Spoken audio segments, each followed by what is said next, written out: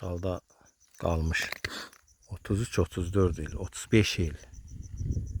35 ildən sonra da demək olar ki, qardaş Hamilet Gülməmmədov atasının və bacısının nənəsinin qəbrini gəldi, tapdı.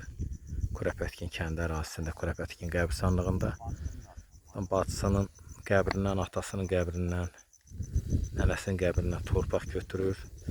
Anası da dünyasını dəyişib, elə bir işğaldan sonra Bərdədə məskunlaşmışlar. Anası orada dünyasını dəyişdi. İndi anasının qəbrisinə torpaq qovuşturmaq üçün buradan torpaq aparır. Allah səbir versin, Allah rəhmət eləsin. Çox ağır dərddir həqiqətən. Çox ağır hisslərdir. Ağır hisslərdir. Çox ağır hisslərdir. Onu da qeyd edelim ki, Hamilet müəllim özü 1-ci Qarabağ müharibəsinin 2-ci qrup 50'dir. Müharibə iştirakçısıdır. Ağdam bölgəsində döyüş əməliyyatlarında iştirak edir.